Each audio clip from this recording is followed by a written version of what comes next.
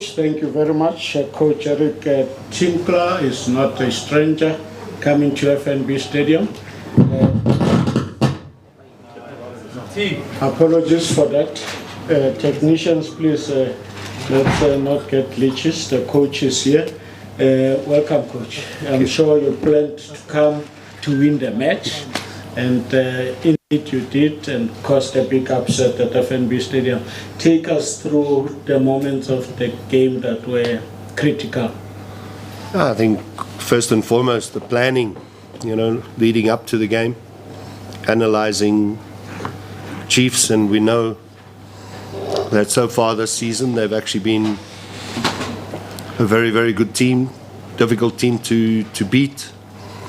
I think they're a rejuvenated team, and they're playing a lot better football than what they did in previous seasons. So we knew this game was going to be extremely tough, but we came with a game plan. We worked on it during the week, and I felt, when those moments came, we took the opportunities. We knew that there was going to be a lot of time that we would have to suffer. We'd have to work hard, but the most important factor was, dealing with it and coming through it, the difficult moments, and then utilizing the opportunities that you create. And, I thought Bradley was outstanding tonight, not only because of the 2 goals that he scored, but also obviously because of his aerial ability and winning headers, and then combining and finding other players. So on the transitions, we always looked a threat, and they struggled to deal with us.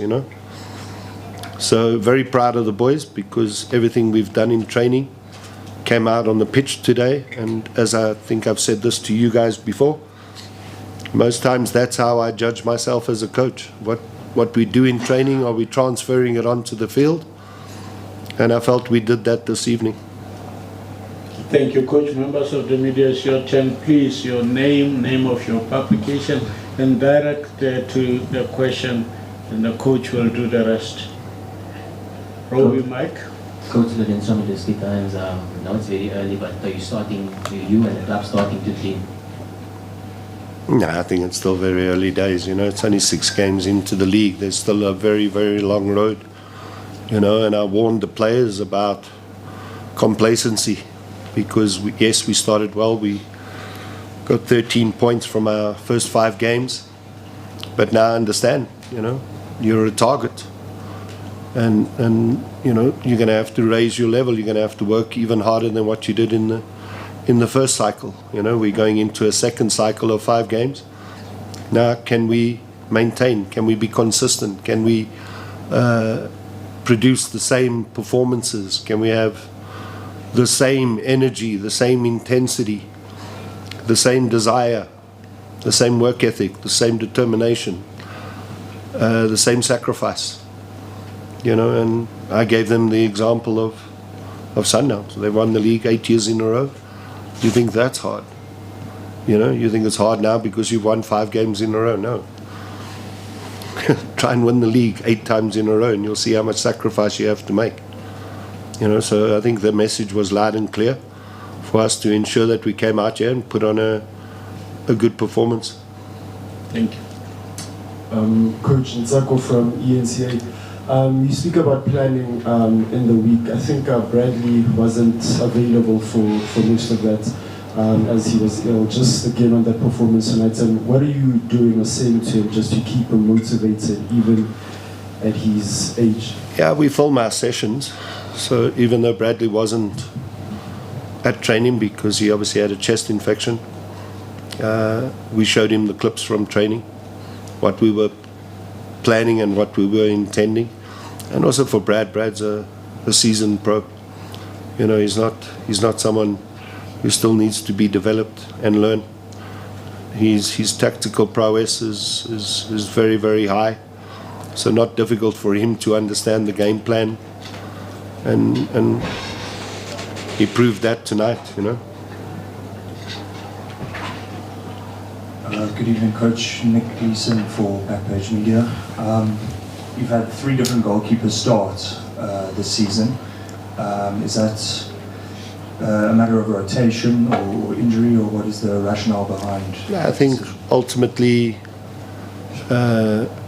Toaster is the Zambia first choice goalkeeper. He was someone that we signed at the beginning of the season. We struggled to get his work permit, and for that reason Toaster didn't start, and Ronaldo started. Sapunga was someone else who joined us at the beginning of the season from Polokwane, but spent a long time without playing.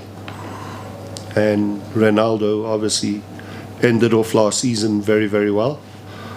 But in reality, my first choice would have always been Toaster. Now he got his work permit, so he comes into the team. Coach Benjamin Renda here. Coach, I once spoke to you. We spoke about it still being early for people to count Sundowns out. But Sundowns came here and they got a draw. You came here and you got a win. Is that a barometer to judge yourself to say you are in the right path to fight for the league this season? I think we're on the right path, definitely on the right path because of the results that we are achieving. But everybody spoke about Sundowns being poor, but Sundowns a couple of hours ago was sitting top of the league.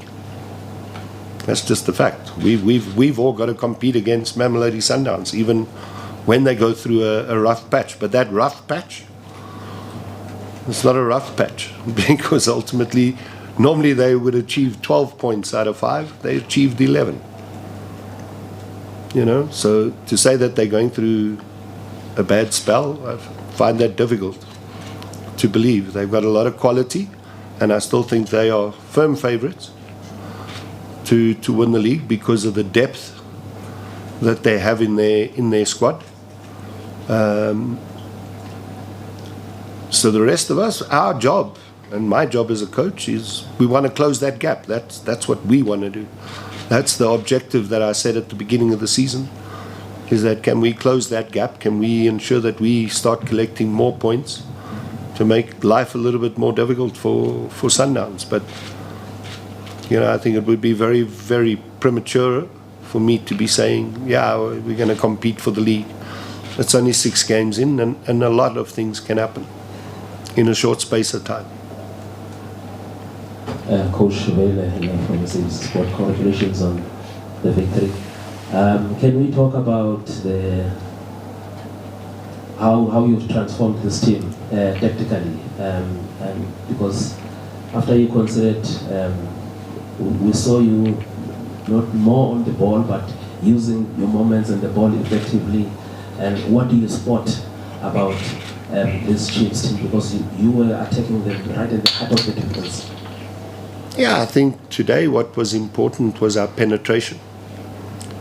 You know, and that was something that I've been speaking about since the beginning of the season. After analysing ourselves, the amount of opportunities that we are creating in matches, majority of those opportunities are coming through the penetration that we create. And I think you all have heard about XG. And, you know, our last couple of games, our XG has been just over 2.1, which is quite a lot. You know, and prior to that it was 1.6, 1.7, which is really high. So it means we're doing the right things, just not getting on the end of them. But today we got on the end of those penetration passes and those runs in behind, which caused them problems. And like I told you before, this is something I've been working on quite extensively in training. So to see it come off today was pleasing. Good evening, Coach. Coach, you came into this game, Kaizer Chiefs played 5 games without conceding any goals. Were there any strategies that you used to unlock their defense? Yeah, it was what I just mentioned, the penetration. You know, Chiefs like to play this very high line, and because of that high line, they can be punished. You know, so we punished them today because they gave us space in behind. The last one, and we will get the next coach. Here is Shaba here.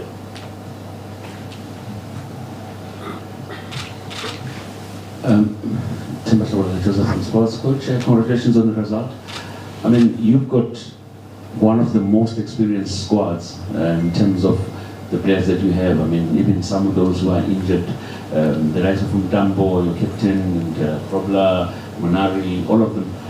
What does it take for you to have more leaders on the field of play, and how helpful is it for you to know very well that the experience that you have in your squad, I mean, when you did the subs now, you introduce players, senior players who know how to do this. How much of an advantage is that for you as a coach? I think it's very important that, irrespective of that, they are the senior players and they've had long careers. I think coaching has evolved. You know, it's no longer coach-centered, it's more player-centered. It's about giving the players that responsibility and giving them that ownership. You know, and I think that's what we've created. At the club, players feel that sense of responsibility, they feel that sense of ownership. And I'm not a dictator.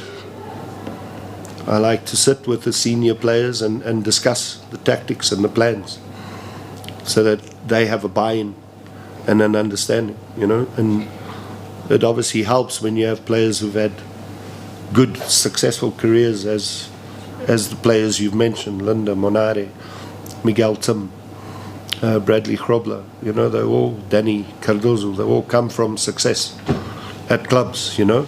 So now it's about feeding off their knowledge as well as my own. Do you understand? And then passing it on to obviously the rest of the squad. That's Coach Tinkler. Congratulations. Babina Noko family, thank you.